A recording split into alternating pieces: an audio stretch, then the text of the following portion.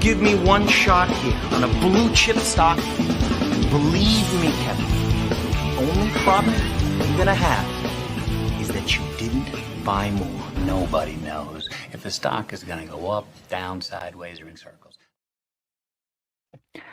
What's going on, NBA Draft fans? Your boys are back. The Wolves of Wall Street, your favorite draft analysts. My name's Corey Tulliva, and I'm here as always with my co-host, Albert, Garbage Time Gim. Albert, how are we doing today, bud? Doing great.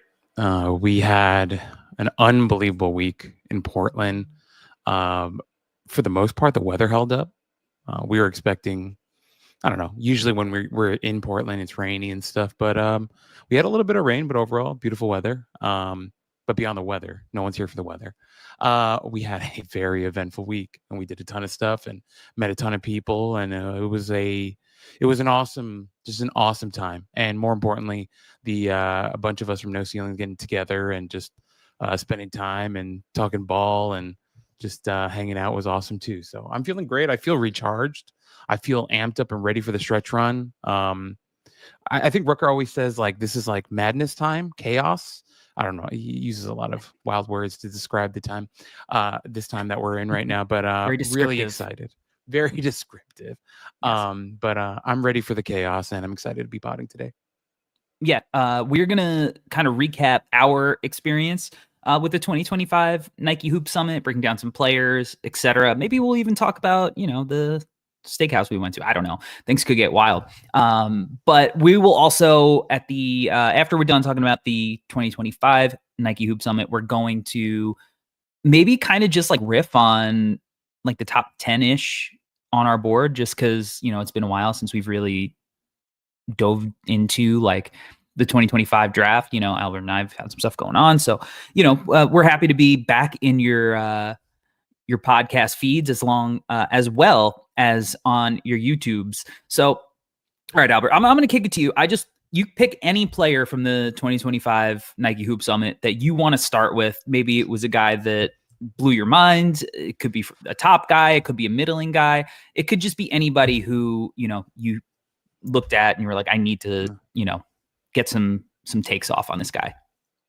I know usually, Corey, when you throw me kind of like an open-ended question like this, I can kind of go curveball and do something weird, say something weird, but I'm going to kind of go chalk here because I think it's really important for us to have this conversation about Cameron Boozer. I want to bring him up just because it was my first time seeing him in person. I had seen AJ last year at the Hoop Summit, so seeing Cameron, I really wanted to see how unbelievably, like, just because of everything I've heard. And Corey, you've reported on it before too. You've seen him play live. And so for me, I was like, okay, he's, one of the top guys in this class, probably one or two right now. And I was like, I need to get eyes on him and I want to see this. And so I would love to talk about Cam, would love to hear your thoughts, Corey. And like, of course, like people might be like, oh, obviously you guys are going to talk about Cam, but it was a jarring experience for me to see him live. And just like, for so many reasons. So, I figure we start there. I kind of had an inkling that you were going to kind of start there because I do think that the word jarring is a good descriptive word when you see Cam Boozer for the first time, because that's the exact feeling that I felt when I saw him for the first time last year at the Battle of the Throne, something like that. I don't know. There's a New Jersey tournament every year at the American Dream Mall, which is like this insane mall in New Jersey that has like a water park and like high-end shopping, and like it's across the street from MetLife Stadium where the Giants play, and it's on an ice skating rink. It's like it's a super cool experience though, because it's like a multi-level mall and there's people that are like looking down on it. But I saw him play Grayson, which is another high level basketball team. And this is my first experience seeing Cam in person. And, watched him on film and whatever. And the first thing that I realized is this dude is gigantic, and not just like he's tall, which he is, but he's just like a brick house. Like he is so physically built. He looks like he's 25 already, and like, I think we might look at him and how strong he is and has been and be like, oh, well, like, how much more room does he have to grow? And I just like shudder to actually think of what this kid's going to look like when he is 25. Like, I don't think he's going to have the same frame. Like, I think he's going to be even stronger than he already is. But in that game, seeing him last year, it was the single most dominant game I had ever seen in person from a high school basketball prospect. Like, in the first half, he had like 3 threes, like 4 blocks, 5 assists, like 10 rebounds. Like, he probably had like 18, 20 points. He took a charge. Like, he literally did everything. And I was like, he is not even playing in the same basketball game. Like, he is competing against himself right now, and everybody else is playing basketball. It just, there was nothing you could do to stop him. And, you know, I think that because of his size and whatnot, we just like look and like, oh, like he's gonna, when he has to like size up, like maybe he's not gonna be as physically dominant. And like, I think like he's still going to be the one who knocks. He's still gonna be the physically dominant one. Seeing him in this set, and you know, I got back from the McDonald's game, right? And you know, seeing him again at Hoop Summit here, and just being like, yeah, he's like head and shoulders above most, if not all, of his peers. And like, for Duke to go from Cooper Flagg to Carlos Boozer as an incoming freshman, like, just doesn't seem fair. The rich get richer, as they say. But what can you say? Like, he does everything, man. Like, if you put a smaller guy on him, he's going to like be able to just overpower you to the rim, and all you could do is like hope to foul him, and he's probably going to finish through it. If you put a bigger guy on him, like, he's just going to beat you off the bounce. He can knock down shots from the outside. He can, like, he makes smart plays. He plays defense. Like, he does the little things. He just goes about his business. He's not like loud and boisterous and like, look at me. Like, he's just like very on the straight and narrow. Like, what do I got to do to win? To me, he has to be in the top 2. Yeah. And whether you are Darren Peterson, AJ Person, I don't, whatever, he has to be in the conversation in the top 2. I think he's a very real prospect at 1. We might look back and be like, why are we even thinking about anybody else at 1? Just because of like the size, physicality, the skill, I think mental toughness, the winning. He's the most like winning player like in recent memory. I'm not even saying I have him at 1, because I saw Darren Peterson at the McDonald's game and I went, well, he moves differently than everybody else on the floor, and he looks like the best player here. And like, that was my first experience with him. I'm going to have to, we'll see how it goes. But he has to be in the top 2 conversation for me. Like, he just has to. Yeah, Corey, I was just smiling through everything you were saying, just because I had such a similar experience seeing him at the Hoop Summit. I think the first day I arrived on Wednesday. Corey, you did too, but you came later that night. So that afternoon, myself, Rucker, and Metcalf, we went to the first practice, which was the World Team. World Team practice was interesting. They wrapped up, and then as they were leaving, the U.S. team kind of just, walked right in.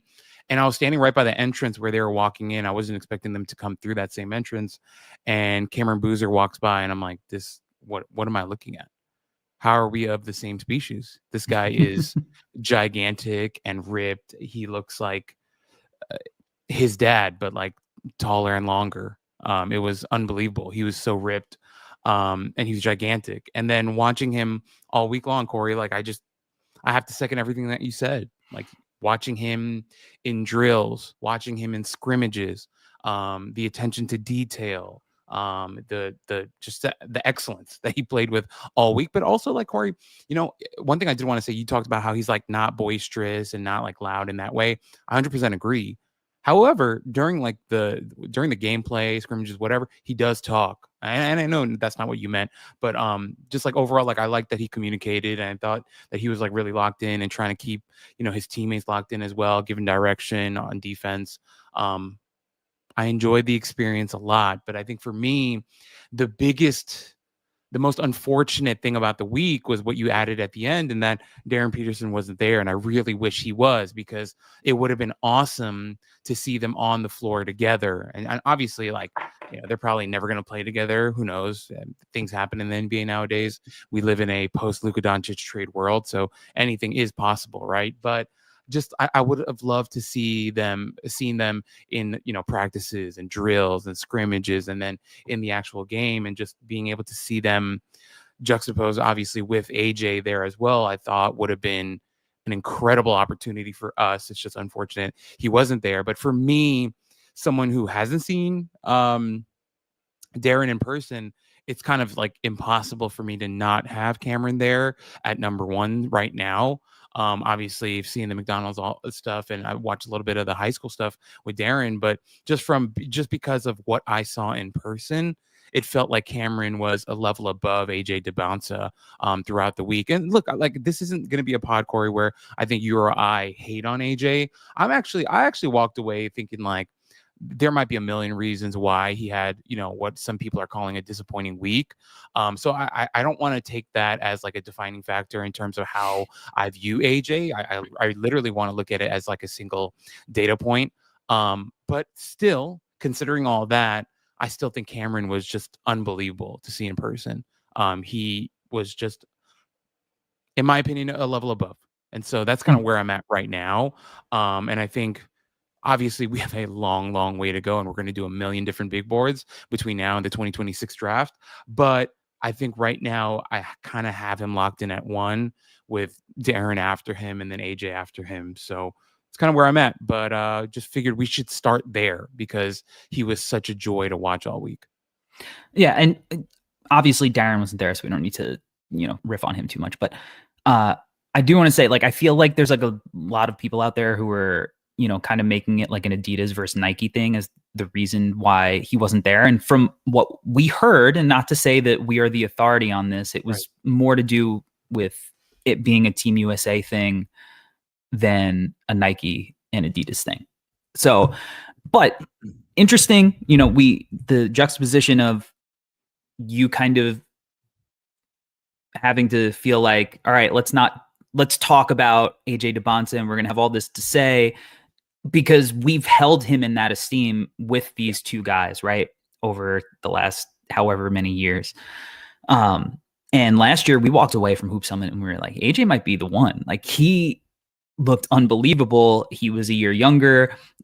For me, seeing him and Ace Bailey together, it kind of was like, all right, I think I always want to remember to temper my expectations with Ace, because it felt like AJ was a level above him when I saw them in the same context. And I still, like Ace a lot, but it was just like different with AJ, where last year, I think I said to you, like, this guy looks like T-Mac, Yeah. Yep. This week, he maybe looked more like RJ Barrett. And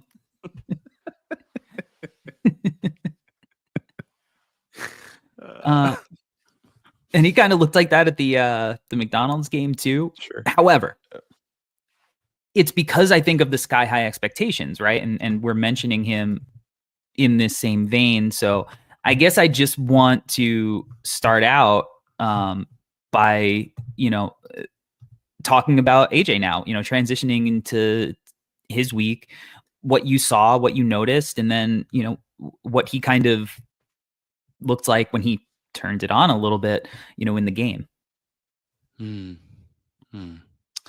I had a conversation with a coach this week, and he was telling me, because like we had been to a couple of the practices, and then he gave me a call, kind of wanting to kind of gauge what I was seeing. And obviously I can't name who the coach is, but I was telling the coach, I was like, hey, coach, I feel like AJ doesn't look like himself.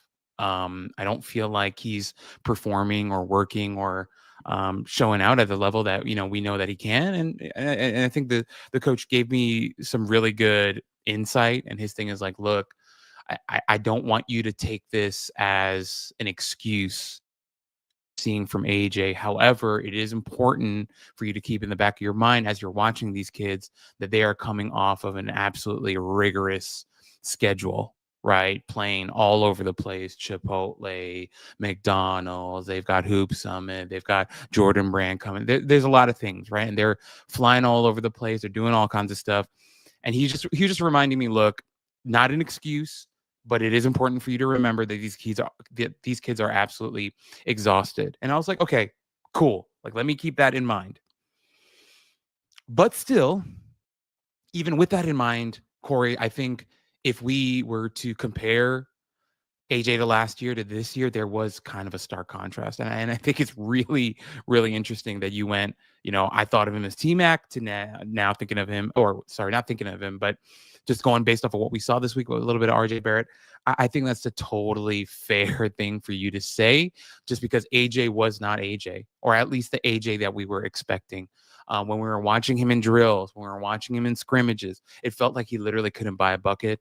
The jumper did not look the same. His overall just energy on the floor didn't feel like what it was when he was on the world team last year. And there could be a lot of different things. And Corey, we the No Ceilings crew, when we got back to the house, we talked about it a bunch of times. It could be a matter of like maybe last year he had a bit of a chip on his shoulder. He was coming in, as you mentioned, a year younger, going up against Cooper Flagg and Ace Bailey and Dylan Harper. Maybe he wanted to prove something to all the NBA execs there. Like, I know you guys love Cooper. I know you love Dylan. I know you love Ace, but I'm here and I want to show you that I can not only hang with these guys, but I think I'm better than these guys, with maybe the energy that he came in with last year. But interestingly enough, I'm just, a little curious as to why he didn't bring that same energy this year, because he was playing with Cam Boozer on his team. And, a lot of people have Cam Boozer above him. So and Darren just got put as number one player. Correct. And Darren just got put as number one. So why don't you have that same chip on your shoulder, playing at that same level, wanting to prove a point that, like, okay, cool. You want to put Darren above me? You want to put Cam above me?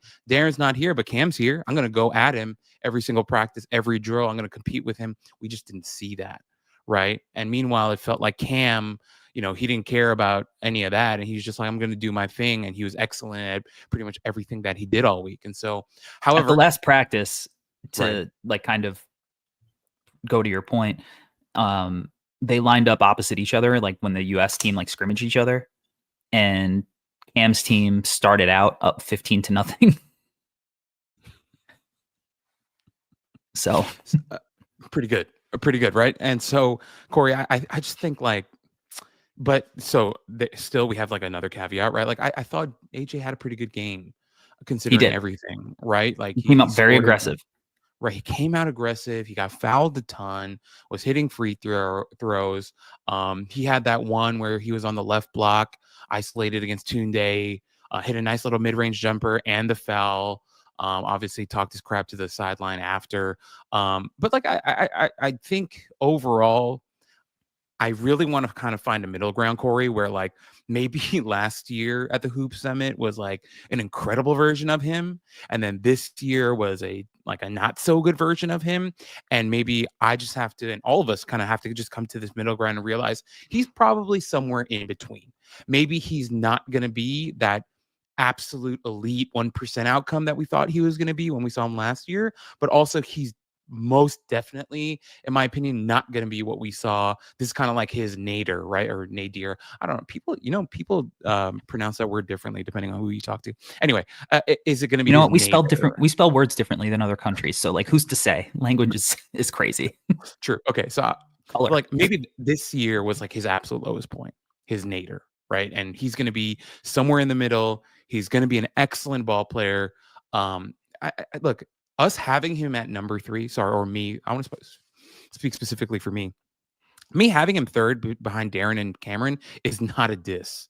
I just think Cameron and Darren are unbelievable. And I think AJ can also be unbelievable. So maybe it's a 1A, 1B, 1C type of situation, which might be a more realistic description of how these guys actually stack up against each other. But overall, Corey, just want to say, I know I talked a ton just now, but I just feel like overall, although AJ did not have the best week, and maybe some people might overreact to that, I'm still extremely high on him. And I think it'll be more important for us to see how he plays at BYU, how he goes through his freshman season, than anything we saw this week, in my opinion.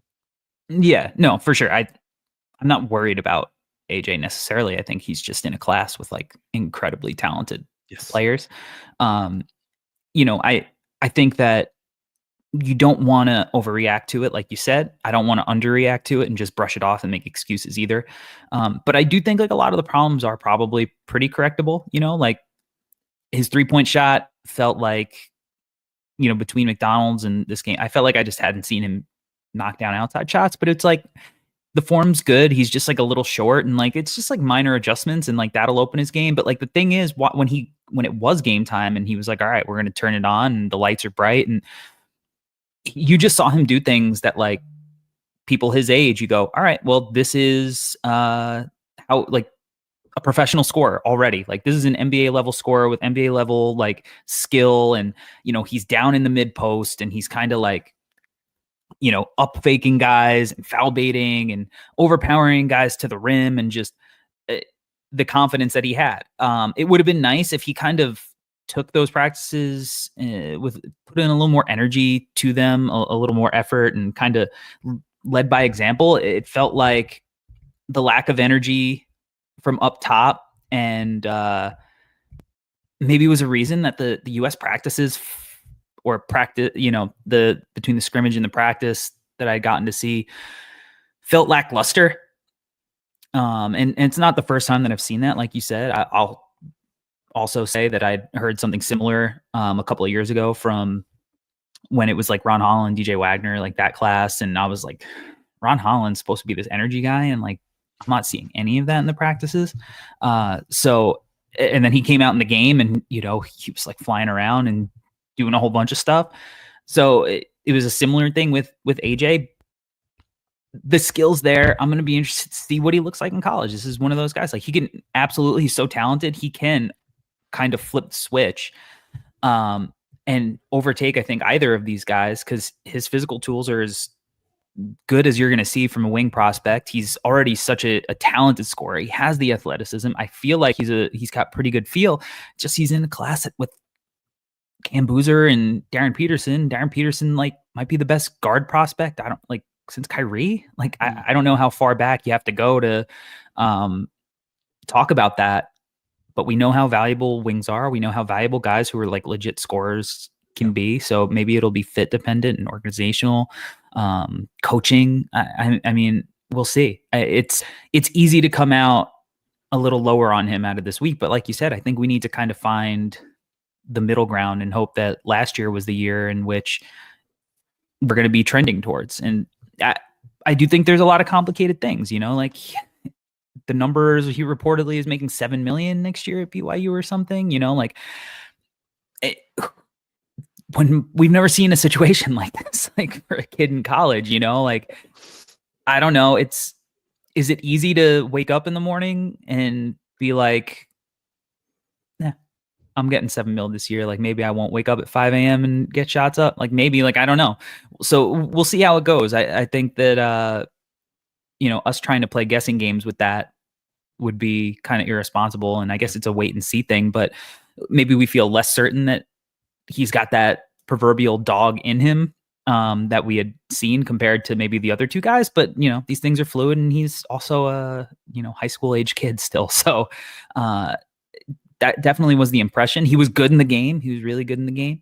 And I will say, we were on that the world team, I think, was going to be a little more competitive. We had mentioned in the pod last week that, I think you referred to it as you thought that the world team had a chance to punch the US team in the mouth and come out. And I think that they were much more prepared, much more connected than the US team. And that showed. And it almost felt like the beginning of the game, the US team was playing individually and the world team was playing as a team. Yeah. And maybe, as one of the best players, that falls a little bit on his shoulders. And maybe they looked at it more as an exhibition. Maybe the world team looked at it as something that was, something that meant more to them. Who knows? But I don't know. Seeing his approach was certainly interesting, contrasted with Cam Boozer's approach. I'll say that. Yeah. No, Corey, 100%. And I think, and also I do want to say, like, Corey, what you mentioned before about like the money thing. I want to be clear, and you said it already too, but just want to double down on it. Like we're definitely not saying that is the case, right? Like we're just once again, throwing out another piece out there that it could be. We don't know. We're absolutely not making any judgments or trying to say anything by that. But we're talking about real human beings, Corey. And more importantly, we're talking about kids. Like, they're 17, 18 years old. Like, it's very possible that something like that could happen. But once again, we don't know. We don't have any intel about that. We're not trying to claim that we have any intel about it, but it's important to keep that in mind. And it's not just an AJ thing. This is the new world that we live in right now with all the NIL stuff. Like, we don't know how these kids are going to react to this much money at such a young age. It's absolutely unreal. So I think it's a really interesting thing to think about, even beyond AJ, just because who the hell knows how this might affect kids. And so it's absolutely insane. But to the overall point with AJ, Corey, like, it's going to be a wait and see. It's going to be a wait and see. However, we cannot deny the talent. We cannot deny his ability. And it'll be really, really interesting to see how this plays out. And also, I think both of us, I believe absolutely both of us believe there could be a world that he just sets the world on fire at BYU and just takes over the one spot. It is very, very possible. He has that type of talent. So, yeah, just want to throw that in there as well. Yeah, I mean, I love Robert Wright heading there to kind of man the point and be an extension of the coach on the floor. Obviously, BYU is an incredible coach. They're going to have incredible support. I mean, I think they're going to be absolutely amazing next year. And whoever is able to draft AJ next year is absolutely should be like head over heels to the moon type of stuff. But let's kind of we'll go back to the US guys, obviously. But I think we should give some shine to the world team. I mean, like I said, I don't think anybody expected them to be competitive, or at least most people weren't. That was a lot of chattering behind the scenes.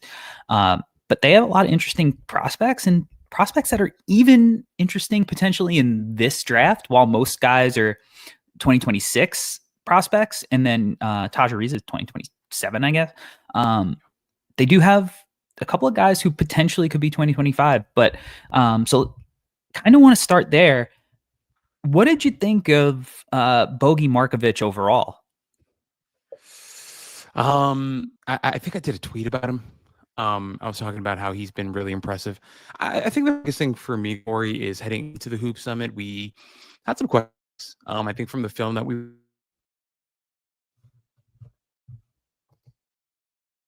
going to look like overall, but he had an unbelievably productive week. And I thought the actual game was like a beautiful culmination of the week that he had. Watching him in drills, watching him in scrimmages, watching him just with the team, he was like really locked in. So one of the funniest things that I was telling you guys is that after the first world practice, he was there. They were doing some sort of drill. I don't remember what the drill was exactly, but he was with Boyuan Zhang, and Boyuan Zhang was having ending what the coaching staff was asking of them. And for every single drill, Zhang was standing next to Bogi Markovic and asking him for translation. And I was wondering in my head, how good is Bogi Markovic's Chinese that he's translating all this to Boyuan Zhang? But it was hilarious to see. But like I thought that was like a very beautiful little vignette of the type of connection that this team built this week and how connected they were, how much they cared for each other, and just seeing Markovic just constantly like working with Zhang, teaching him what was going on, helping him to understand. I was like, oh shoot, this is awesome. And then in terms of his actual play out throughout the week, like every scrimmage, every drill, you look at him, you're like, damn, this guy kind of looks like the stick insect from Bug's Life, but he's moving. Even though he's skinny, he's like getting physical and trying to set hard screens and trying to bump with guys down low. Like even with against like Eric Raby, who knows?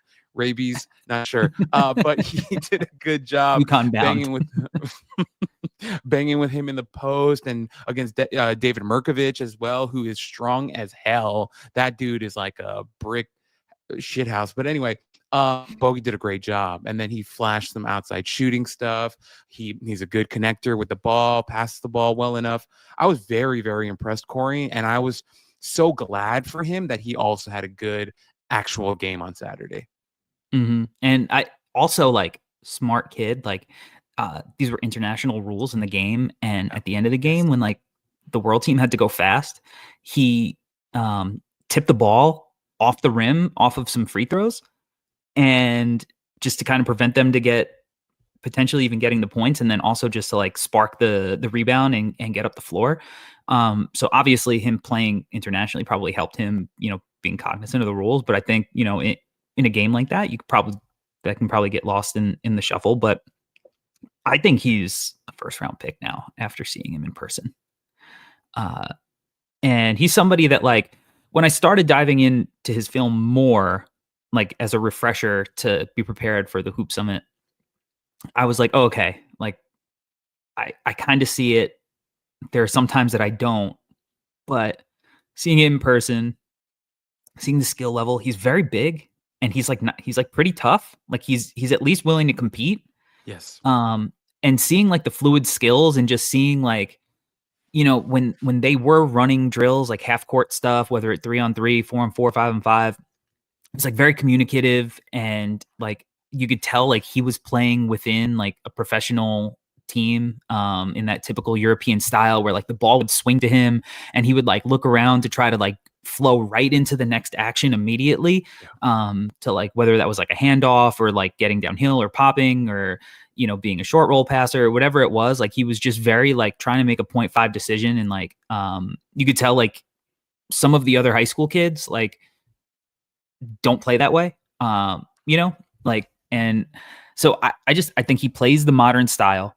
I think his shot looked like fantastic all week. It looked good in the games itself too. Really skilled, taller than I thought he was going to be. Yep. And I think he should be a first round pick. I mean, he's so young. He's got braces still. Like I mean, half the world team did. Yeah, half the world team. I think Dame had braces too, maybe. So yeah, man, he really impressed me from the world team. Corey, I just want to say, like, as you know, Corey, I'm pretty tall. And so like usually when I go to these things, like I try to gauge how big these guys are by like kind of like eye level stuff for me. So like usually when I'm at these games, like I'm looking at the guards, I'm like, oh, okay, you guys like right around my height, maybe a little bit taller. Cool, that's fine. It checks out, right? And then like you get to like the wings and the power and the fours, you're like, okay, you guys are big. I'm looking up at you a little bit. I get it. Markovic, I was walking out of the tunnel to get to the media area and he's like signing autographs. And I stood like literally right next to him, right? And I'm like, why is my face in the middle of your back? Like, how tall are you? What is this? So he was a lot taller in person than I thought he was going to be, to your point, Corey. And I think considering that, plus how tough he played, right? And with all the skills that he had, the IQ, all the stuff that you said, I'm with you. I think he's an extremely intriguing prospect. And I think NBA teams, when they get him in their gyms, they work him out, right? And they see him in person, I think it'll be a very different experience for NBA teams. And they're just going to see, like, there aren't many guys this tall that are coming overseas that are like also this tough and skilled and like have the IQ and just kind of have like a total package and with the jumper too. So I think NBA teams are going to be very, very intrigued by him once they get him in their buildings. Yeah. And I mean, they got firsthand to see him up close this week, right? Like that's a pretty good advantage, like seeing him in all together. Obviously like there's representatives from like every team, a lot of very high ranking executives there to see him in this setting. And he really showed out. I guess one of the other standouts in the game was Dame Sarr, and he's another guy who it's like, oh, we've heard rumblings that he might go to Illinois. We've heard rumblings that now like, he might even test the draft this year. And, for me, he was another winner as like a guy who I would rise up the board. Yeah. And I've always thought his skill set was pretty intriguing, right? But I did not realize he had the physical measurements that he has. And when he came in, it's like, all right, so he's like 6'8" with a 7-foot wingspan. I was like, whoa, like, wait a second. I thought he was like 6'5". And when I think 6'5", I'm like, he's probably like 6'4", but he was huge. He's super long. And I thought he was like really good all week. not perfect. There are still certain things like, do I think he's a point guard? No, I don't.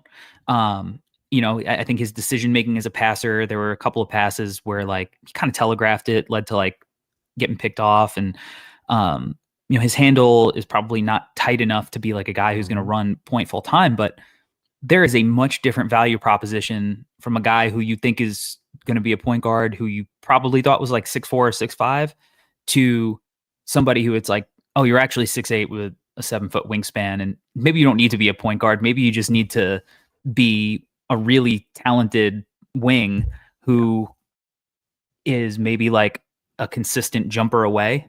And he shot it pretty well, like in the scrimmage, in the game. I think functionally it's like not always the smoothest thing ever, but like he hit off the bounce threes. Like defensively, like his length I thought was, really bothered the guys who he lined up against, and he's very productive. I was impressed by Dame. Yeah. Corey, I think heading into the week, I was a little bit like unsure, right? Because we'd watched this film, we'd broken him down, and I think like watching him in like the Adidas Next Gen stuff last year when he was playing with Casper, so I was like, oh, okay, like I see a guy who feels like more sure of himself. He's being aggressive. He's attacking the rim. He's taking threes. And that stuff was good, right? Also wasn't perfect.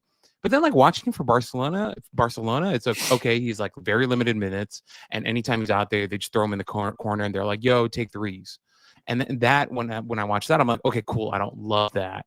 But also like when you watch his film, like there are times that like I definitely think they were trying to get like the point guard out of him, but like his handle didn't feel tight enough, and it felt like he was losing the ball a ton. Some of the ball security on drives weren't so great either. So you're just not sure. And then you watch the jumper too, and I think he kind of suffers from the thing that like most long wingspan guys suffer from is like the kind of catapult type of motion because of how long his arms are. And so that's something he's going to have to work out. And I think he absolutely can. But overall, Corey, to your point, there was a more there was better aggression that he played with all week long. And I think him being in the circumstance that he was in, and obviously there have been rumblings about how he left Barcelona and came over to play the Hoop Summit. So I think like that even that speaks to how important this week was to him. I think he took a big risk. He took a big risk. He took a chance on himself and was like, I get it. There might be some bad reporting out there about like me leaving my team, but this is important to me. And I think he took that opportunity and completely maxed it out and was like, I'm going to ball out all week long. I'm going to play my ass off. I'm going to compete on both sides of the ball. And I was really, really impressed.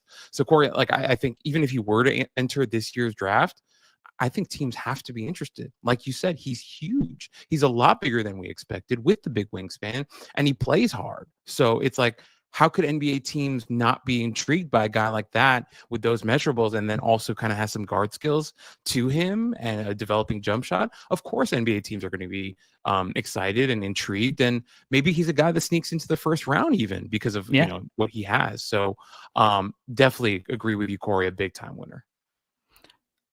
Who do you think was the best player for the world team?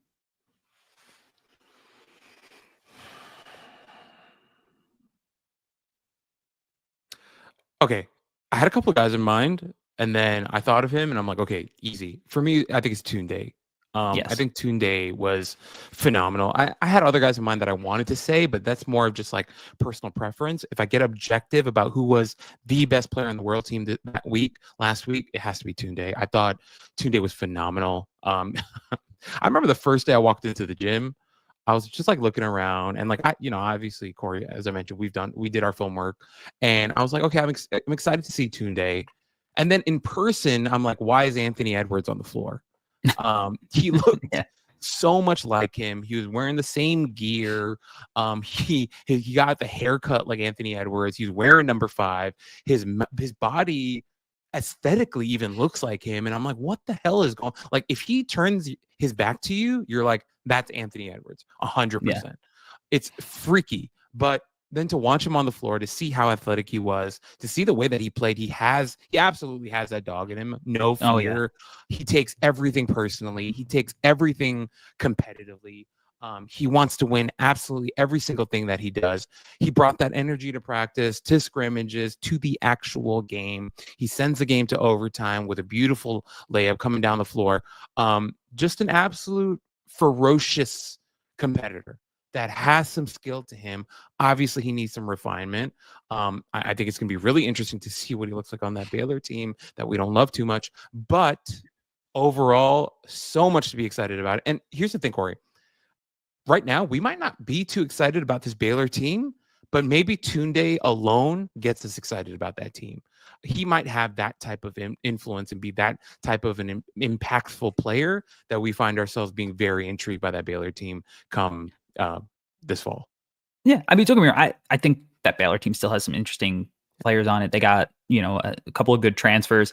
I think just Robert Wright leaving, and I think leaving that hole, that gap at point guard, maybe brings up questions. But yeah, I think that they're going to figure it out. Scott Drew's an amazing coach, and yeah, I mean, Tunde for me again, like from the McDonald's game to now, I just went, oh yeah, like this is the winner of that time. Like obviously everyone, Darren, AJ, Cam, but I think outside of that, Tunde was the guy between those two games that I personally felt made the biggest impact. And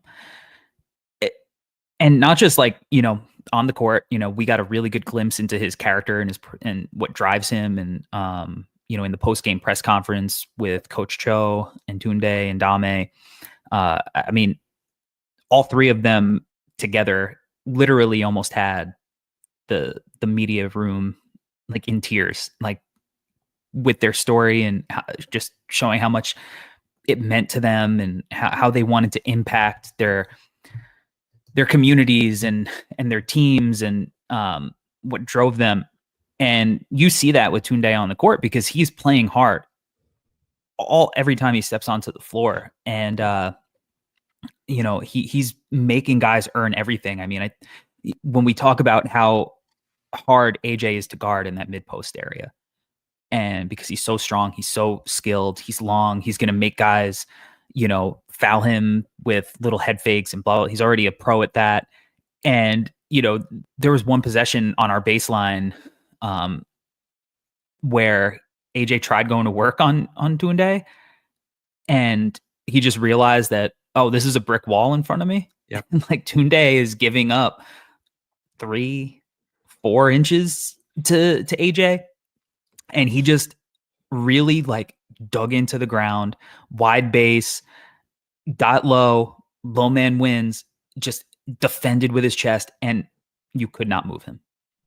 Like this is a guy, again, like between the strength and the physicality, which I think is an underrated aspect now that people look into, like when we're talking about young guys and how productive they could be. And I think, you saw a guy like Nate Ament who has, I think, really struggled with the physicality aspect of it. Tunde was not like that. And, between his athleticism, his shot making, I think it was really good in the mid range. He did knock down a 3. And I think that part of his game is going to have to become a lot more consistent for him to, really, really be a guy where you go, wow, like this is a guy who I think has star upside or whatever, right? Like that efficiency as a scorer is going to have to be there. But when you're looking for somebody who's going to be a competitor and who's going to work to get there and work that stuff out and has the tools, Tunde really, really made an impact, I think, on this team. And in the game, he just wanted it so badly. Yeah. He just wanted it so badly. Corey, the press conference you mentioned, just unbelievable. Like he went from talking about, people doubted us to people saying we're the scrimmage team to then like as you mentioned, talking about his country of Benin, talking about slavery. We were like, good Lord, what is happening right now? This is so powerful. What he was sharing, and to be there, to listen to Coach Marshall Cho. Coach Cho always gives an incredible presser. The way that he can speak and the way that you can feel his passion and how much he cares about his players, the way that he speaks about them. That's always beautiful. And then Dame as well, talking about his experience as an immigrant and his family being immigrants. And it's just like, wow, like you could see across the board that this game was not an exhibition to them. To your point, Corey, they really cared about the outcome, and Tunde was phenomenal in that game. As you mentioned, both ends of the floor, diving for loose balls, fighting on defense, offensively too, staying aggressive. Like it was unbelievable, and he was so good all week long. And so he deserves a lot of credit. And I think he's going to be very high on a lot of people's boards once we start talking about this next class. Yeah, for sure. I think he's going to be my top 5 coming in, obviously super early, like let's rock, right? Let's get wild. There's a lot of fun guys on this roster, man. Like, let's talk about Taj. Yes. Youngest player in the game. Son of Trevor Ariza, Taj Ariza. What did you think about Taj? Taj had me feeling stuff all week long, Corey. Like watching him in scrimmages, watching him in drills. We found out later on that he was dealing with a back issue all week long, even in practices. Which, from what I've heard, not like back pain, like, oh, this is something to worry about in the long term. Like he's already having back issues at 17 years old. Now, like he's having back pain because he's going through another growth spurt. Yeah. Freak. Right. But the thing is, he's legitimately 6'8". He might have been 6'9". No, he measured 6'9". There it is. They listed him at 6'9" in the second measurements, but like I've also heard that he measured 6'9" without shoes. So considering all that, he was a star, dude. Like I wrote it in our piece. Obviously, it's no ceilings plus. I don't want to give away too much, but I was like, good Lord. I was so just amazed by him. The way that he moves defensively, he gets you feeling stuff, Corey. Like the way that he was pressuring ball handlers and making their lives miserable with the way that he was moving laterally, flipping hips, using his length, like fighting to stay in front of guys. And then offensively, it was like so much to like. Right, for considering how young he is too, I think he shoots a really pretty ball. I really like the ball that he shoots from outside.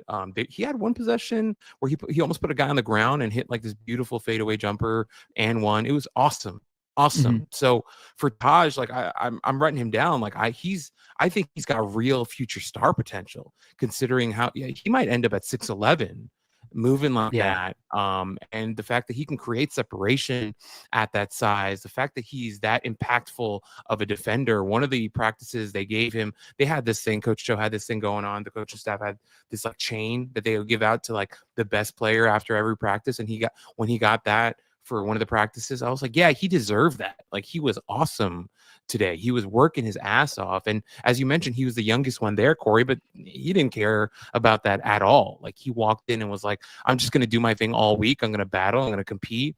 Even through the back pain, I don't care. I'm here for a reason. He had Japan across his chest, right? And it was really awesome to see. So he deserves a lot of credit, Corey. And I think we all walked away like, damn, like he's someone we should write down because he might become something special. Yeah, I loved his passion that he played with, like he takes real pride defensively, like real pride, talk about the offense. He showed some really fun glimpses of it, but defensively he was like, yo, I'm getting down in my stance and I am guarding you. Like, I don't care who you are, what rank you are. It does not matter to me, like in the least bit. Like I'm going to clamp you up. And after I clamp you up, like I might flex, I might let out a visceral scream. Like I'm going to be excited because this is what gets me going, and he had some real standout defensive possessions out on the perimeter. He had that sick block from the weak side to end the first half. Just like really, really impressive, especially, like we say he's the youngest kid in the game or whatever. It's like, it's not like he's playing against guys 4 or 5 years older than him. It's these kids are like a year, maybe some of them are less than a year, older or whatever. But like he just turned 17 in March. So he's like very, very young. The offense, the shot making was really impressive. I think that, what he needs to work on is like some feel stuff, like he'll miss some pretty obvious passing reads time to time. But I did think in one of the practices, he missed like it was a pretty bad read to miss, like, because I forgot who it was. Maybe it was Eric Ryby. Somebody was open underneath the hoop, like for an easy dunk, and he just like didn't see it. And it's the type of thing where a coach in most circumstances would be like really upset by it, because it would have been a free 2 points. But he came down the next time he got the ball and made a similar read that he missed. So maybe, you look at it and you go, okay, well, he's a quick learner, maybe, like maybe somebody was like, hey, like you got to be aware of X, Y, and Z, and like came down and he was. But yeah, I love the passion. I loved kind of everything that I saw out of him, and he's got another year of development. I hope he's in the game next year as well. But he's going to be a really, really fun kid to monitor. Who else? Is there anybody else who kind of stood out on the team for you that you think is worth mentioning? I think we have to talk about Meyer now. Yes, yeah, for sure. I thought Meyer was excellent. Which you wouldn't necessarily think that if you just looked at the box score of the game. Very fair, Corey. I thought so. Beyond the game, and we saw he had to like leave early. He didn't even stay for the whole game. He had to leave like at the start of overtime, I think. But just physically, he's so tough. I think Metcalf wrote it early on in the week. He was saying how Meyer looked like a fire hydrant, which is very accurate.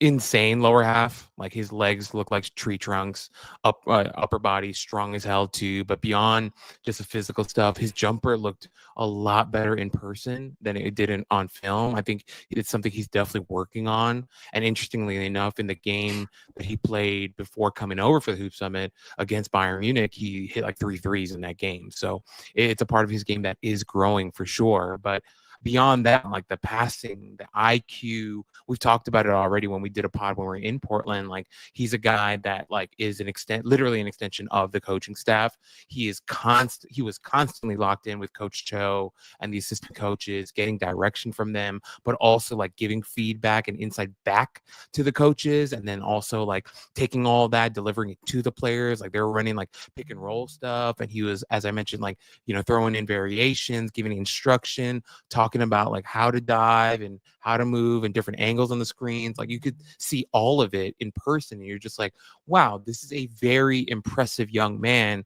But it makes sense because he plays professionally overseas against teams like Bayern Munich and Olympiacos, and you get what I'm saying? Like these EuroLeague. are major EuroLeague teams that he's playing against like a Shabazz Napier and a Carson Edwards. Like these are real guys that he's playing against. And so watching him operate in the practices, kind of being another coach, was really beautiful to see. And then his actual play and intellect and passing on the floor, that floor general aspect of his game, was delightful. It was awesome. Really, really cool to see. Yeah. And I thought it was cool that Denny Abdia was there to, support him, and not only at the game, but at the practices as well. I've been tracking him since the FIBA tournament last year with Ben Saraf, because I was like, oh, this guy is fun. Like, I know Saraf was like the standout star of probably that entire tournament. We were very excited by him, still are.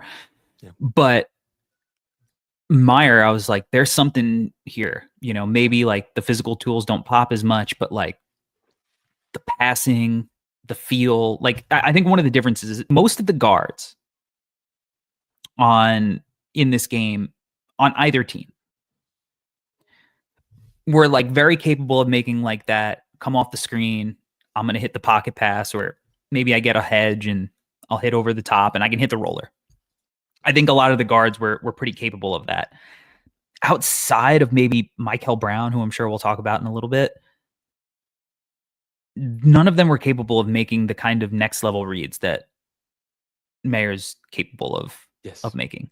I mean, he had a left-hand live dribble from the left wing to the opposite corner on a rope, like that kind of stuff. And his pick and roll setups where, he's not just going to come off the screen. First, he's going to in and out you, cross you over, and then use the screen. So now you're leaning just a little bit extra.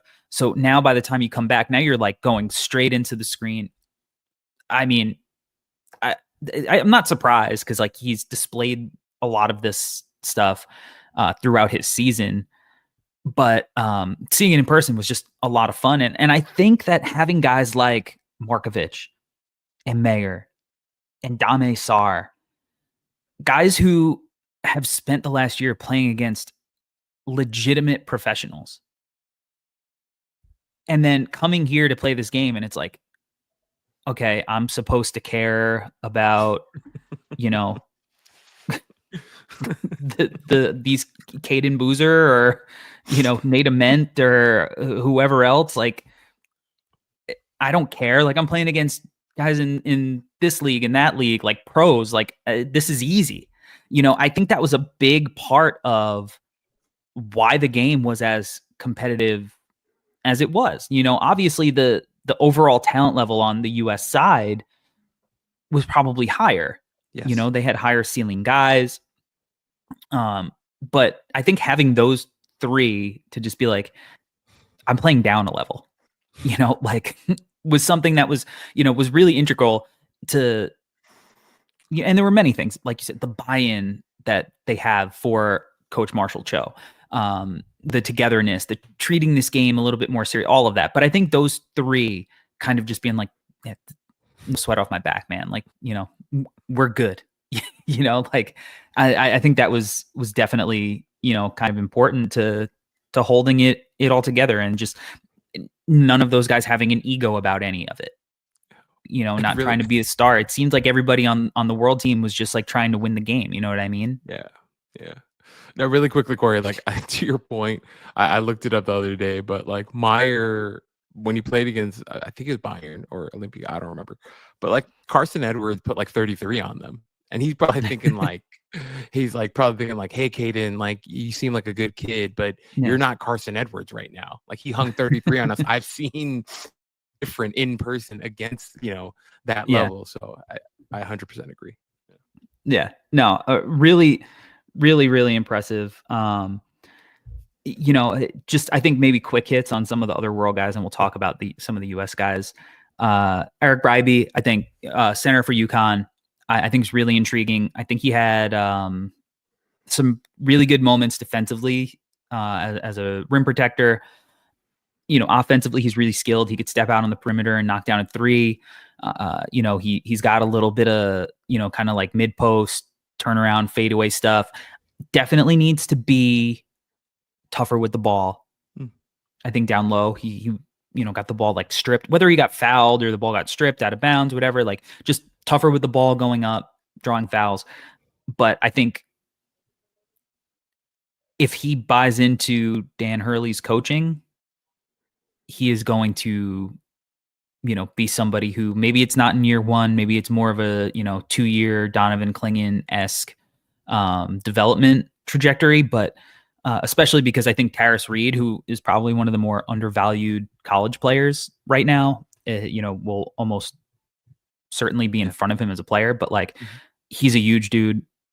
And again, like Markovic and Ryby's, like them being as big as they were is another thing where people were like, oh, like the size of the US team is going to be overwhelming. And it's like, I don't think so. And he was a big part of that. But what did you think of him?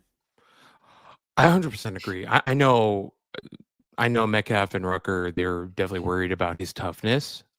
Which I think is very fair. Like Cam was really going at him during the game, but I also believe like he had some other moments during scrimmages and workouts during the week where I was like, oh, he's tougher than we thought. So I think it was a bit of a mixed bag in terms of his toughness, but I think he can get there. That's just something he's got to work on. I also do feel like he wants to shoot it from outside. Like there are a lot of possessions where he's standing behind the 3-point line and he's just begging for the ball. So we'll see what that turns into long term. Maybe that's a part of his game that he can really integrate moving forward. But I'm with you, Corey. I thought he was interesting. He's a lot bigger than I thought. He's a legit, big dude. So we shall see. Yeah. Some other guys, Akena Alose, he was pretty good in the game. I think he's super athletic. Yeah. Like, what is he? He's probably 6 foot, Yeah. 6'1", something like that. Dumb athlete. Like, who was it that he tried putting on a poster in at the end of the game? Yeah, like he tried posterizing somebody, and I was like, oh Jesus. But really athletic. I think he's a pretty dynamic downhill guy, can make that first read, but as a outside kind of like jump shooter, I think it kind of ends there. Cayenne, I thought was really good during the week, but really struggled during the game. A couple of air balls, just whatever it was. Maybe it was one of those games for him. But I was impressed by his demeanor and his work ethic, and he could clearly be a good shooter. I think what level of shooter he gets to is going to be, important, like how much guys are willing to respect him. Obviously you watch him shoot, you're like, oh, that's a beautiful shot, but his percentages have been kind of low in high school. So, seeing how he adjusts to maybe like the speed and the length and of guys consistently at the next level, he seems like more of a multi-year guy. Yep. David Merkovich, I thought he's exactly what his film looked like, plays really hard, crashes the offensive glass, dumb, strong, and physical. Thought like he was like a really good guy to bring in to kind of just like, hey, we're not going to stop Cam Boozer at all, but like, at least I have the center of gravity and the strength to kind of like make him work really hard with it. Sean Abayev, who I've now seen in like 3 different settings. He was a replacement. He came in like midweek, didn't even have a real jersey. Like they had to like draw on his number, through the first practice he was at. Lefty, really weird looking jumper, but he's going to make sure that you see it because he's going to shoot a lot. And he's a good shooter and good shot maker. Pretty bad posture. Definitely has to kind of work on that. So do I, but I'm seeing a chiropractor for it. Cause that'll get him. I think that'll get him another inch, and he's already like 6'8". Our guy Boyan Zhang, like I showed up a little later than the rest of the guys and they were like, man, Zhang had a rough one in the first, and my expectations were really low after, hearing that. And then the first practice I went to, I was like, this guy rocks. Like he doesn't miss, like absolute strap, like lefty, like not missing, and like everything was going in. And then in the game, he came in and was really integral to having the world team kind of get off to that start at the beginning of the game. He put somebody on a poster, and then let them know about it too. I loved it. I don't think he's a prospect, like a pro prospect necessarily, but like he was a lot of fun and he knew how to play. He's gonna ball out in the CBA for sure. I mean, he might become a legend over there. 100%, Corey. He was hilarious to watch. We had a lot of fun watching him throughout the week. No, but I love everything. Merkovich is going to be really interesting to see what he looks like for Illinois. But he's a guy just like an absolute terror of a human being because he's so damn strong. He essentially doesn't get off the ground. He's pretty much ground bound. But he likes to shoot it. Like he really likes to shoot it from outside. So we'll see what that looks like. He can also pass it a little bit. Something to watch. Yeah, it's almost like yeah, college Kevin Love without like 50% of like the skill. There it is. That's so funny. I actually said that to a coach recently, but 100% Corey. Yeah, hilarious. But overall, I agree with everything that you said. This team was really fun to watch. They were pretty underrated, and yeah, a lot of exciting stuff. All right, let's talk about some more of the U.S. guys. We already talked about AJ Debanza. We talked about Cam Boozer.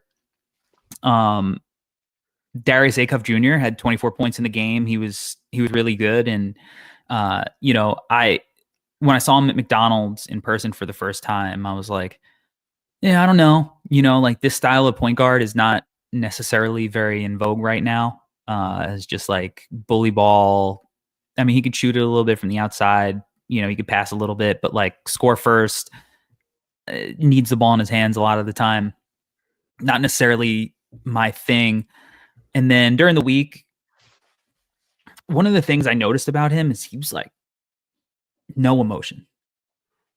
Like, I don't know if I saw him really talk, like, and not like it was, when I say no emotion, it's almost like very focused, not too high, not too low. Just like, I'm there. It's a business trip and I'm going to handle my business. So I'm not really surprised that he played well during the game. Because he looked at it, to me, it seemed like he treated this as a business trip. He's headed to Arkansas to play for Coach Cal. I mean, I don't know what that backcourt is going to look like. They're very crowded. That's going to be an interesting situation for sure. But I don't know. I thought he was pretty good in the game. Obviously, I mean, he scored 24 points. That's not bad. But what did you think of him overall? Like, I'm not saying I don't think I'm going to be very high on him as a draft prospect necessarily. But what did you get out of this week? To your point, Corey, I don't think he came to make friends. I don't know if he left Hoop Summit going like, yeah, like I made lifelong bonds with these guys. Like I think he just came and was like a world team. I'm just gonna come and I'm gonna do my stuff and I'm gonna play my game and like not even in a bad way, but like even like I don't know, like felt like sometimes like the coaching staff will like tell him to do something. He's like, I'll do it, but I don't know if I really want to do it. I don't know if I agree with you, but I'll do it. Look, he's kind of, we heard some comps for him that were alarming, and I was like, you know what, maybe he's just 2025 Stephon Marbury. Maybe that's what he is. Maybe he's some version of Stephon Marbury where he's going to be really physical, but maybe shoot it a little bit better. I don't think he's as good of a passer as Steph was back in the day, and I think people kind of forget that aspect of Marbury's game. I mean, look, he's Coney Island, Lincoln High School. Like all those guards were known for that, right? Like all those Brooklyn point guards were really good passers and very flashy passers. I don't think Acuff has that, but he does have the physicality. I mean, if you look at him in person, he's built like a freaking Greek god. The guy's very muscular and fit for his age. Yeah, he got some shoulders on him. Yeah, dude. So that aspect of his game is good. I'm with you, Corey. His eval's weird. Like you mentioned, not super in vogue. His archetype of player. So we shall see. But overall, his demeanor was good for what he was trying to accomplish, and so maybe that leads to something. I don't know, but I'm kind of right there with you on him. Yeah, I think as far as the guards go, Michael Brown Jr. didn't have a great statistical game, although he lived at the free throw line. Yes. Did he take 18 free throws? Something. A million. I think he was like 0 for 8 or 1 for 8 or something, like from the field, but like just absolutely dominated getting to the line. Yeah. I was super impressed with Michael Brown Jr. all week, where I was like, yo, this kid knows how to play. Yes. He's so fast and like twitchy.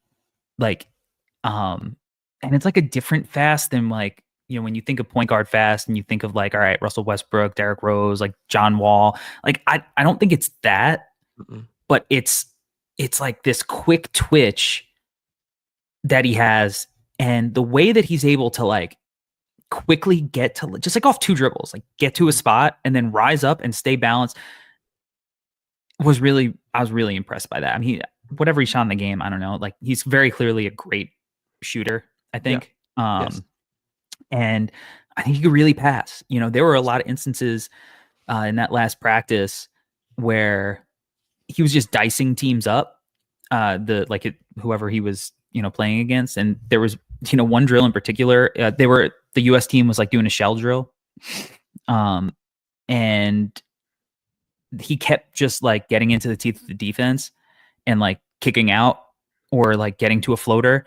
And, the coaching staff was like, guys, like we need to stop letting guys get such easy dribble penetration. Like, what are we doing here? Like, let's go make the rotation, like dig. So he's got to like think about it. And then like the very next possession, like immediately once he got the ball, he did the exact same thing to them and like made like a sick read to the corner shooter. I'm very excited to watch him next year. We talk about like with Tone Day, like, oh, physicality, all of that is like going to be really important, like to dealing with the college level, especially as guys are so much older now, and like how important that is to NBA projection, I think, and how that gets underrated. And like Michael Brown Jr. is like the exact opposite of that. Like he's very, very lean, right, and skinny, but he's tough.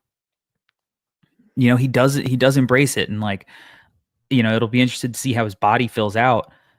But I think he's like kind of like a sleepery top 5, top 70 guy coming into the year. Like that kid's good, man. Mm-hmm. I think, Corey, we heard this together. I think he's a coach's son, right? And he Yes. plays like it. Like he absolutely plays like it. Like you mentioned, like fundamentals look great with him. The jumper looks rock solid. Once again, like he didn't hit a ton in the game, but not worried about that at all. At all. Like I actually think he's going to be a very good shooter. But what separates him, obviously, is the IQ and the quickness, as you mentioned. I think I said on the pod when we did it in Portland, but he was like lightning. Like he was so fast and so hard to stay in front of, and kind of like a weird fast, as you mentioned, right? He doesn't really remind you of De'Aaron Fox, but he's got this like burst to him. I don't know who's a better name for that. Ish Smith? I'm not sure. But regardless, like very, very quick and does a good job of making the defense have to worry about it. And then also like attacking the room, he's fearless. He's fearless. Like you mentioned, Corey, he is on the slender side, but he does not care. And I think like that speaks to kind of like the coach's son thing, where his dad was probably like, dude, don't worry about what your physique is like. Just attack the rim. Just like go and cause problems. And he absolutely does that a ton. And you couple that with the passing as well. I'm right there with you, and we're not the only ones. I feel like everyone in the building was like, damn, this kid can go. He is a very competent basketball player that looks like he belongs, and it looks completely unfazed by his lack of physical strength. And so, yeah, he's going to be one to watch. And imagine, Corey, he adds 15 pounds of muscle. Good Lord, the type of player that he might be. So I'm right there with you. And I don't think it's ever going to look like, oh my gosh, like look how strong he is, right? Yes. Like, but if you look at like Darius Garland and like how skinny and slight he was coming in, to now, it's like, well, he's still really skinny, but he's a man now. So he's filled out. It's just like a little thicker. He's still quick. Like, I think there's that kind of trajectory that I hope for him is something like that, because he's very, very dynamic. Winner of the week. I mean, how do they do it? You go from Cooper Flagg and Con Knipple to Cam Boozer and Nick Hemenia. Must be nice. Yeah. Nice. Kamenia was phenomenal, Corey. And like we've waxed poetic already. Like we've said so much about him. But phenomenal. Just so damn good. And like I wrote about it in our piece too. I was like, dude, everyone's gonna be like, oh, we're bringing in the shooter. Bringing in white 6'8" shooter, right? Yeah. And people are going to pigeonhole him. Like, oh, okay, we added some spacing. Cool. So much more than that. Kid is an absolute baller. He's a basketball player, not a specialist. Want to make sure that's out there in the space. He's not a specialist. He's a dead eye shooter. Correct. That's just one aspect of his game. This guy can handle the ball, move without the ball. He plays physical, plays tough. He can pass. He can pass, can hit mid-range jumpers. He's got a nose for the ball. Like he crashes the offensive glass. Yeah. Just phenomenal. Like very well-rounded. Like I wrote in our piece. Like I think he's extremely well-rounded. Reminds me of a guy that they're about to lose that's going to go to the draft in Con Knipple. But Hemenia looks a little bit longer, a little bit taller, and I think that's going to be a really interesting piece for Cameron Boozer. right, to run with. Like, obviously, he's going to have his brother Caden. They're going to have some guys coming back. But just having a wing like Kamenia, who obviously is a major threat with his outside jumper, but then can also play off of that, attack the rim, make plays for teammates, to be that type of well-rounded weapon next to Cam makes Duke absolutely frightening for next season. So, yeah, he was a big winner. Yeah, and I don't think he's like the same level of shooter as Khan necessarily. I think that's remained to be seen. But just from a do it all perspective, like there's a lot of similarities, and he's bigger. I think he's probably going to be maybe not better around the rim, but maybe more like dynamic because I think he's got more bounce and there's similarities, but there's, I think, enough differences that are going to make it really interesting. But I think that Shire is going to have a lot of fun utilizing him. I mean, I guess we could stick with Caden. I think Caden's good. He really knows how to play the game. He knows how to make the right reads. He's got great size. He's strong. He's got the 5 o'clock shadow of a 40-year-old divorced guy. I can't get past the jumper right now. It makes me want to just like punch myself in the face. I don't know. Like I think it's a real problem for him as far as like him being an NBA player right now. I think it's not like let's tweak his jumper. I think he's going to have to, the jumper has to be completely rebuilt if that's for an NBA, from an NBA perspective. Do I think that he's going to be a good college player next year? I do. I think he's going to be a good college player. I think he's, Duke's going to be in the running for a national championship yet again. I think he'll probably be a big part of it because I do think he's very smart. The jumper just does not look any better than, when the first time I saw him. And I just can't get past. It's tough to look at. But I mean, between him and like, Jalen Harrelson, it was a tough week for jumper form.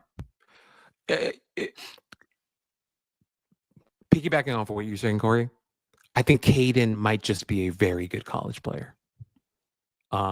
It's very possible that ends up being what his career kind of ends up. I don't know. We use this name a lot, but like a Mateen Cleaves type of situation, maybe. I don't know. Khalid Do we use that name a lot? Maybe it's just me. I apologize. But you get what I'm saying. That's a name I haven't heard in years.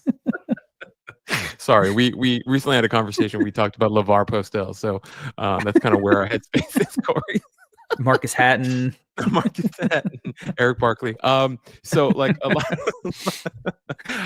but maybe that's Caden, right? He ends up being like a really good, solid college point guard. But unless he completely revamps and rebuilds that jumper, it's just, I don't think it's gonna happen. But to your point, Corey, like when you watch him play, you're like, oh, I like it. Like he plays with good pace. He's got craft to him. Like he can get into the lane and he can make plays for himself and for others. His touch around the rim is totally fine. It's just the jumper's broken. There's no nice way to say it. It's absolutely broken, and he needs to go find a new one type of situation with the jumper. And I think we kind of feel the same way about Jalen Harrelson. Like the jumper was literally moving. Like he would put the ball around his face and it's like moving and doing stuff. And you're just like, well, that's not going to work long term. Absolutely not. You've got to do something about that. Also find a new one. And Malachi Marino too. Oh, I mean, another catapult guy. So yeah, I think they've got to figure some stuff out. Yeah. Switching over to a guy who's got better jumper mechanics and has gotten a lot of hype as kind of the front runner, maybe for like the number 4 spot, and that's Nate Amen. What were your impressions of him from this week? I find myself wavering after the game. What were your impressions before the game? Yes, okay. Before the game, I was impressed. Before the game, I was like, I like the size, I like the jumper, and I like that you're competing above your body type. What I mean by that is, as skinny as he is, I actually thought, he was competing hard and trying to be physical, although he's very, very, very skinny. In the game, he was kind of a ghost, and I did not love that. So I find myself in the middle, right? Once again, we got to take all this as data points. But I like how the jumper looks, Corey, for him to be at that size. He's got some ball handling to him. Also defensively, he had some blocks during scrimmages and practices that I liked. But I'm not sure. And I didn't read the article, but I've seen that he's gone through a lot in life. A lot of stuff has happened to him, and he's battling through and trying to figure things out. So I give him full respect for all of that stuff, but he is not a complete prospect yet. There's still work for him to do. I think although he plays above his physique, I do think he needs to get stronger. Absolutely he does. And I think mentally there might be a thing where he's got to be a little bit more assertive, because he did kind of ghost and disappear in that game. And whatever people could say, it's a one-off, blah, blah, blah. I don't care. It's still a data point, and it's still something to consider. Yeah, I know everybody was like going crazy about him throughout the week. I was kind of like, yeah, he's super interesting, but I don't think I'm like as impressed as everybody else is. Now, that's not to say that you don't look at like the body and the size and the skill and you go, okay, like I know what we could be impressed by. And like he was good in the scrimmage. He was, there's stuff that you liked in practices. But overall, I was just like, let's see what he looks like in college, like against full-time strong guys. To me, he definitely could cement himself in that spot. I guess like there's a chance he plays himself even into the third spot. He's definitely, if you were picking out contenders, he would be amongst the top of the list just because of the skill. He also seems like a guy that could drop to me. Yeah. Just like not physically ready if he doesn't shoot it that well.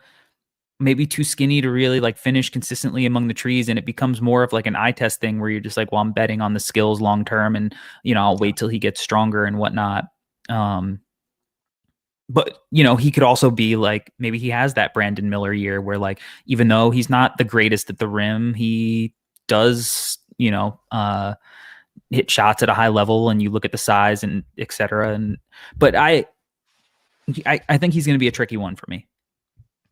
I think he's going to be a tricky one for me. And it's not even necessarily because of the game either. I saw him at McDonald's. Like, I just, during the week, I was like, I like him. I like him. I don't know if I'm in love yet. Like, take me out to a few more dinners. We'll see. Especially at Gachos in Portland. Shout out Gachos in Portland. Phenomenal meal, team dinner. But yeah, he's a wait and see guy for me. Sure. Totally fair. Understandable on my end. Yeah. And then, I mean, we didn't talk about Chris Sinak.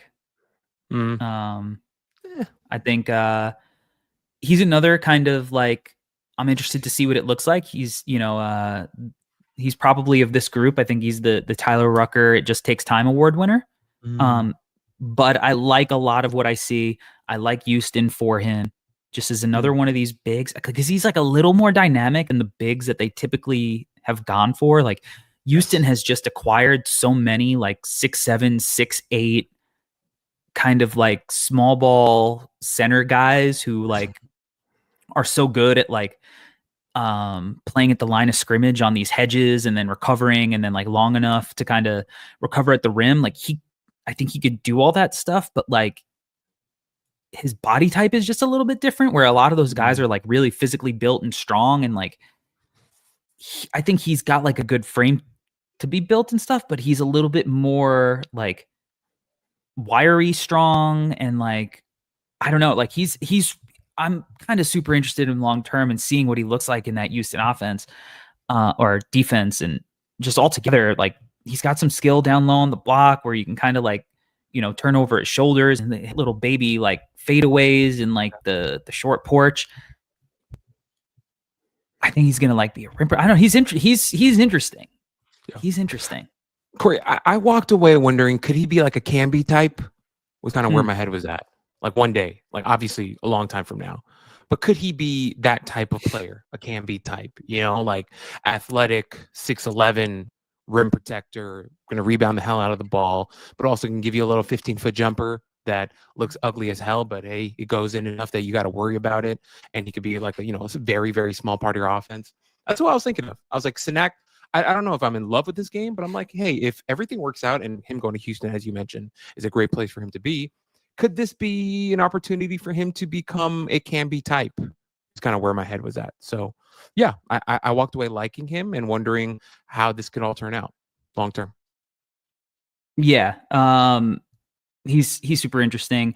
I kind of liked what I saw from Jasper Johnson throughout the week. He didn't really have a big game. He didn't play much during the game. I think his shot looks a little bit funky, but man, is that kid athletic. My goodness. Mm-hmm. And I don't know why I'm blanking. Who replaced Coapete? Who was the late addition? Oh, Trey McKinney. Right. Yes. And he had a big game. I know Metcalf's really excited about him. Can really, really shoot. Big, broad, like strong kid. Yeah, I don't know. Is there anybody else that we missed that you want to talk about? Or, I mean, I think we kind of. We kind of talked about him in passing, but Moreno, I don't know what his role is going to be like for Kentucky next year, but I like his size. He's big. He's really, really big. He's athletic. He can pass a little bit. That's something that I saw on his tape before Hoop Summit, and then he had a couple of nice passes during Hoop Summit. Yeah, I mean, he didn't play a ton in the game, but a guy that I think Kentucky fans should be intrigued by. Yeah. I'm not saying he's going to be a rock star or anything, but a guy that I was like, oh, he's gigantic, and he moves well, and he can pass a little bit. So we should be intrigued. Yes. All right. Yeah. I mean, we just went an hour 25 on the Nike our Nike Hoop Summit recap for you and I. Should we just riff a little bit on the 2025 class? Yeah. Kind of just run through maybe where we're at with our top 10, that kind of range. Just a little temperature check before we get back into kind of like our typical traditional scouting reports and, our film sessions that we'll be bringing back with some prospects fairly soon as well. Yeah. I love that, Corey. Do you want me to go first? Sure. Okay. All right. I could just rattle off my top 10. Yeah. We can kind of go from there. So for me, no change at the top. Cooper is there. He's rock solid for me. And I actually have a question for you, Corey, about the Cooper situation that I want to ask after. But Cooper is at number one for me. I love him. I think he is a very special player. A very, very special player is kind of where my head is at and where I'm landing. I love Dylan Harper at number 2. Obviously, him and Rutgers didn't get to play in the tournament, so maybe he's going to lose some shine to the people that are suffering to recency bias. I totally understand, but Dylan Harper is a phenomenal prospect. And Corey, going back to something that you said in the preseason, where you were like, could he be a Cade Cunningham type? And you got some crap from people. Well, I'm right there with you. I think he's that damn interesting and that damn good. Ace Bailey at number 3 for me. That might be high for some. I don't know. Maybe not. Maybe it's perfectly right for some. I don't know. I just think the size, shooting, scoring stuff is just way too interesting to drop below 3. Next one for me is Yegor Demon. People are going to have thoughts like, whoa, that's really, really high. You should be dropping him. He didn't have a great season at BYU, blah, blah, blah. I'm just like, you know what? Projections are what they are. And I think what he has in his bag at that size with that creativity, I'm still very, very intrigued. So I might be higher than some. I don't know. But he's there at 4 for me, and I'm pretty happy about it. After him is Lee McNeely at 5. Once again, another guy that people may not agree with. And I know someone in the comments was like, yo, I like Albert, but he had Jet Howard top 5 2 years ago. And hey, guys, I'll own up to it. I get it. I have a type. I like 6'8" guys that can handle and shoot. It's my Achilles heel. And here I am again with Liam McNeely, who didn't have the absolute strongest season for UConn, but he is a big shooter. And so sign me up. I'm still super into guys like that. But the thing with Liam is, like, I think there's a little bit more to him. I think he's gigantic. I think he could pass a little bit. I'm excited. So Liam McNeely stays at 5 for me. After that, I have Derek Queen. I can't wait to hear, Corey, you talk a little bit more about Derek, because I know how much you love him. But for me, I'm like, cool. Give me the 6'10" guy who moves really well. He has lost a bunch of weight, who I think has good touch and can really pass the rock. I think that's valuable. I think NBA teams, regardless of, concerns on defense, whatever, will be very, very excited about adding a guy like that to their team. So Derek Queen, 6. I'll try to go a little bit faster. Casper's at 7. I don't want to say too much, but he's huge, can pass the ball, love it. VJ Edgecombe, super freak athletic, competes his ass off. I think he's growing and blossoming on the offensive side of the ball. Can't wait to see more. I think he gets better on the next level. Kama Malawach, I'm not too worried. I get it. People hate him. People can't believe he didn't grab rebounds, blah, blah, blah. I'm not too worried about that. He's still young. He's still learning. He is a gigantic human being. I get it. He doesn't have the fastest feet in the world, but considering how large he is, I think his feet is still very good. Still very, very good. I'm not saying he's the most fleet of foot, but still moves very well for his size. He's over 7'2". Concanipple wraps up the top 10 for me. Concanipple, sorry. Love him. Love the shooting. Love the IQ. Love everything about him. I wish I could put him higher, is where I'm at with my top 10. Yeah, I love it. I'm having a really hard time, kind of placing guys in this draft, to be completely honest. I look at my top 10, I'm like, you're an idiot. Your top 10 sucks. Same. But here we go.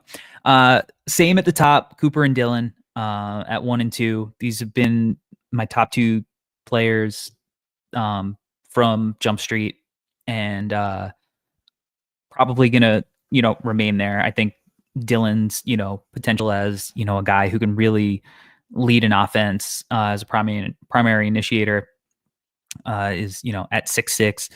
I think he's a developing jump shooter. I think he's getting better. If you track him from high school through this year, you see what he's capable of. I think, for me, it's like, and this is what I said about Maxey at the time, which is why I had him in my top 10 in that draft, is that, like, yeah, the percentage isn't great, but like there's some tweaks that are pretty obvious that I think once that happens, like, he's going to be a better shooter. And I think it's the same tweak for Dylan, whereas like he's just got to raise his release point and finish his shot higher.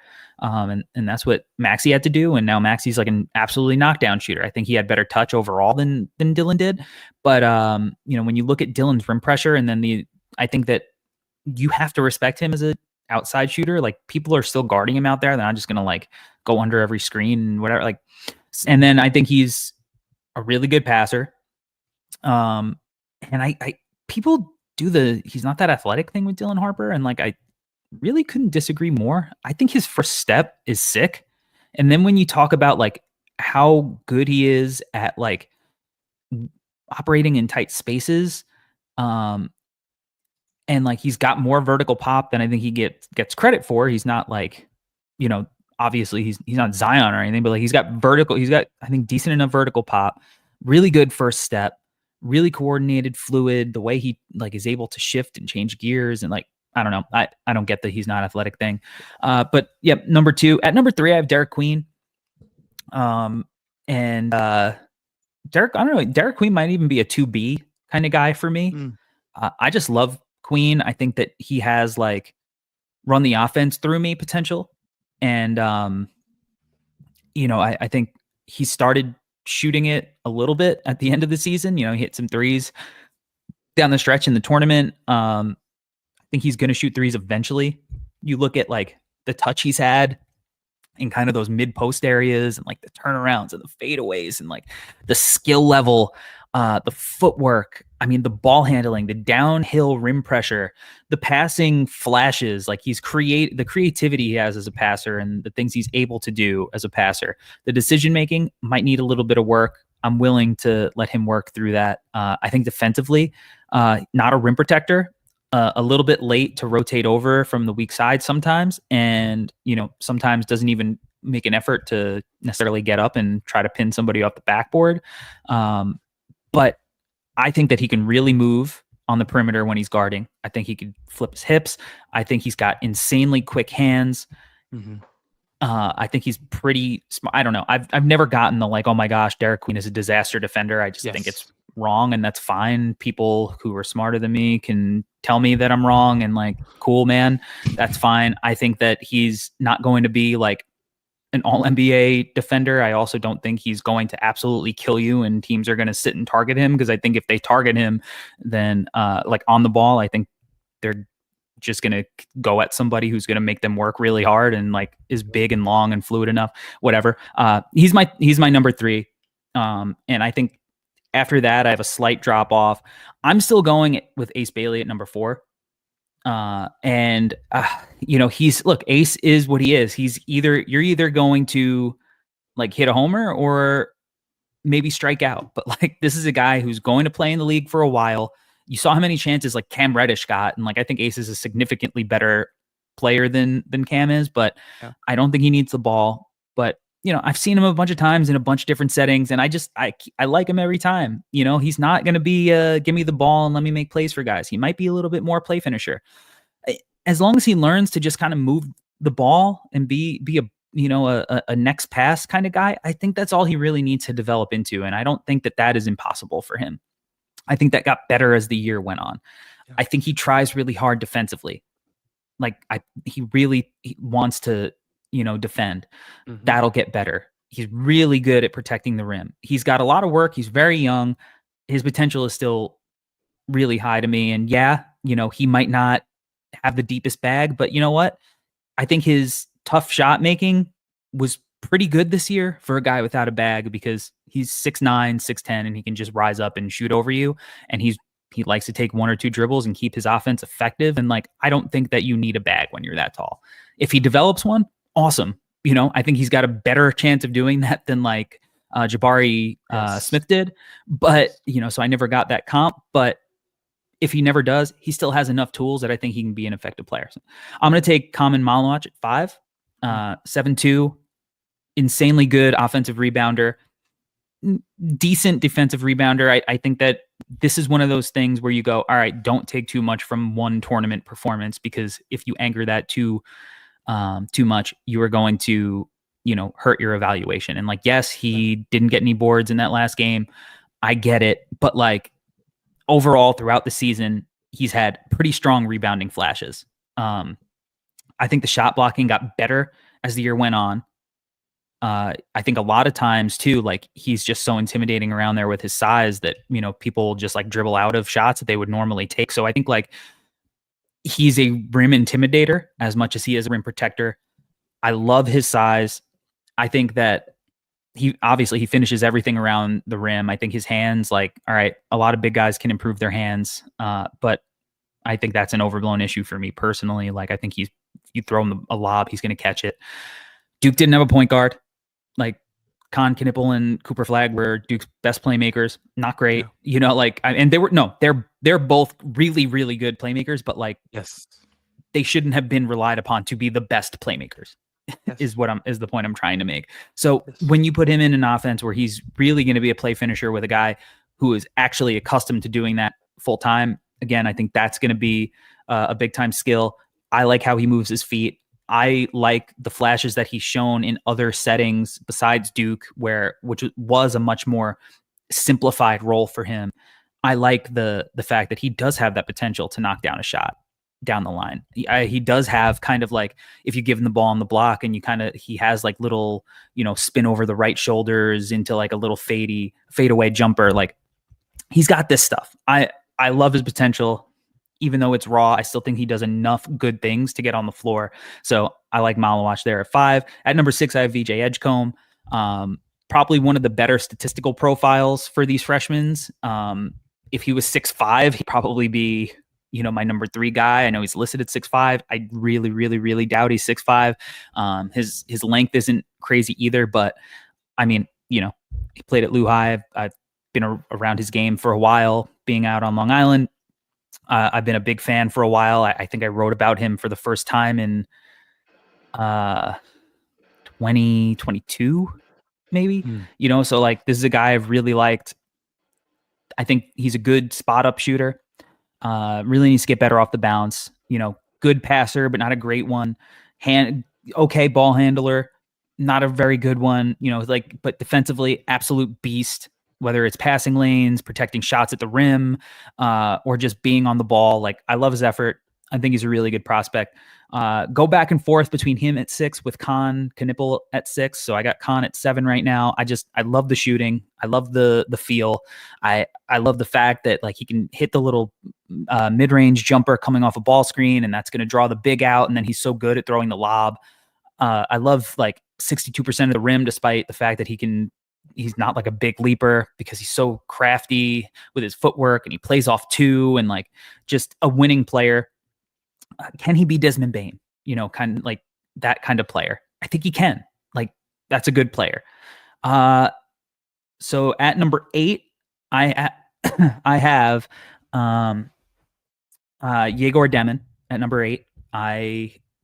He's probably the guy that I want to put higher right now. I'm trying to temper my expectations a little bit, but like, I know all the faults, and he shot 28%, whatever, from 3. I know that he's not going to break guys down in isolation. I get it. You're right. I don't care, because you're allowed to set screens in basketball. And I think he's really good when you set screens. I think he's like by far the best passer out of all of these young guys, and maybe just in general in this class. Some of the passes that he's been able to, that he's shown is just like unbelievable to me. I don't think he's like somebody you have to worry about being a disaster defensively. He's got pretty good stock numbers.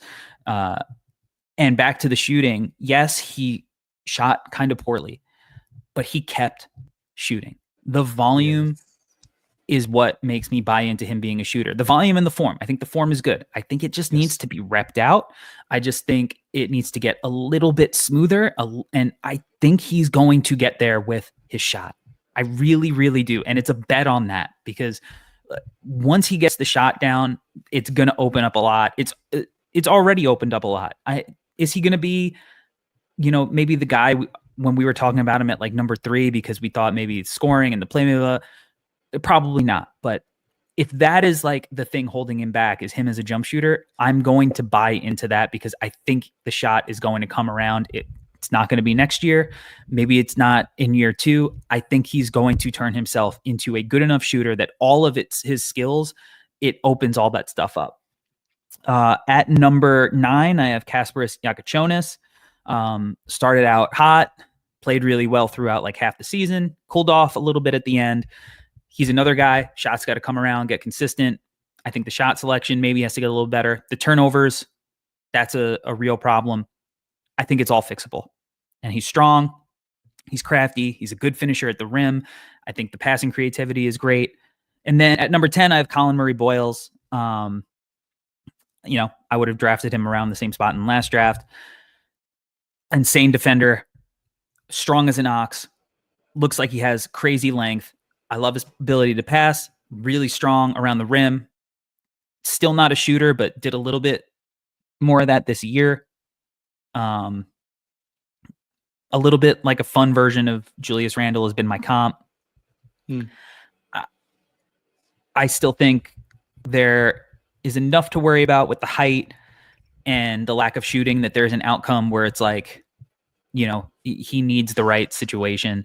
I could easily seeing him being one of the 5 best players in this class. I think he's got that much skill and that much talent, but he does have some things I worry about. I really struggle in ordering guys, and I think a lot of it is going to ultimately have to do with situation and fit and all the variables that we don't always consider when we just go, I'm looking at best player available, which is kind of what this is. Without that team context, it's a little bit hard for me in this class to kind of rank those guys. I would love to get Rasheer Fleming up. I'd love to get Carter Bryant. Liam McNeely's right on the cusp for me as well.